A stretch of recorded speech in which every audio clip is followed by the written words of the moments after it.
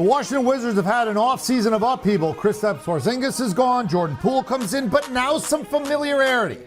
Kyle Kuzma goes back to Washington on a 4-year, $102 million deal. This is a guy who averaged over 21 a game last year for Washington, and now he's going to be playing alongside Jordan Poole and company as they try somehow, some way to get to respectability. And oh, by the way, some guy named Bradley Beal gone as well from Washington. So let me get my guys in. Bill Reiter, Avery Johnson, find out what's what. Bill, translate this signing for me. I took the money and I don't care about winning basketball games is the translation, I think, in the short term for the signing. I mean, look, and I'm not mad at him. You want to get your money, you make your money. I think Houston was going to be an interesting team with some ambition next year and certainly in the years ahead. I think Washington's in tear it down mode. And this, to put it in perspective, guys, is basically the same deal that Draymond Green just got. And with all respect to Kyle Kuzma, he's not Draymond Green. This is about the money. Well, I guess they hope in 4 years he's better than Draymond Green in 4 years, right? That this pays off in year 3 and year 4. Avery, when I say Kyle Kuzma, what are you thinking? Like he's a hard player to grade and mark and really understand in some ways. Who is he to you? Well, EK, give me 33 seconds to respond to my buddy Bill Reiter about taking money. A friend of mine just texted me and said Steph Curry and Klay Thompson are the Splash Brothers. Jordan Poole and Kyle Kuzma are the Cash Brothers. They took the cash. We all say it, and let's be clear, nobody's mad at him. We're all saying, good for you, dude. Good for you. Amen. It's America. You get what you can get. I went through 2 lockouts, EK, just so they can cash out like they're cashing out.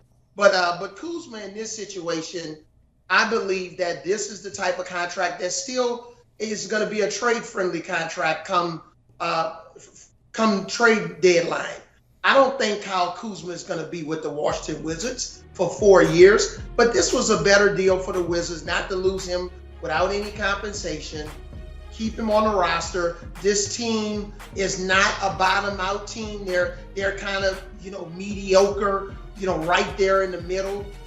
They're not an elite team in the stretch of the imagination, but they're not going to be the worst team in the NBA. So you do this, you keep Kuzma, you retain him, and then you get a little creative around the trade deadline because this team is going nowhere.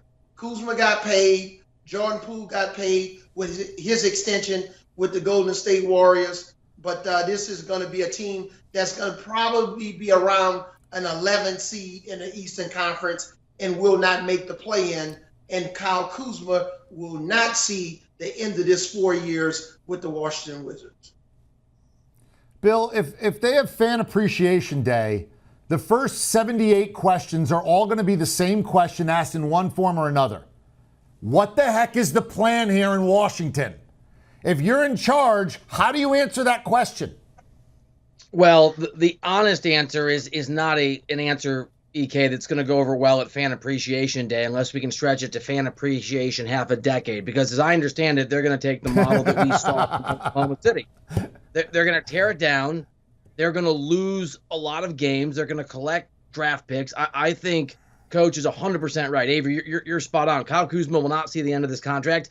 And frankly, if Jordan Poole can regain his form and regain a high level of play and his value can increase, I think there's a scenario where in a year or two they move on from him too. As I understand it from folks in that organization, Washington wants to be the Oklahoma City of the East. They want a bunch of draft picks. They think that they're savvy and they have a 4 or 5 year timeline. Whether it works, we'll see, but it's going to be a very rough stretch, I think, for fans of that organization for the next few years.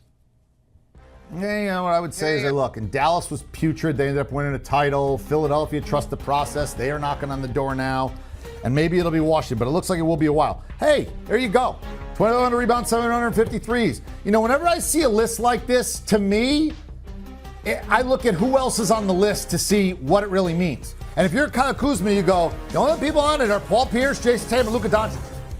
And all 3 of those guys are on or in going to be a Hall of Fame trajectory.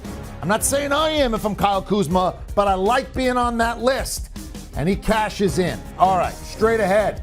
The biggest free agent signing to date this year has just happened. Who, where, how? All coming straight ahead. That's next. I'm Eric Casillas. Yeah, NBA.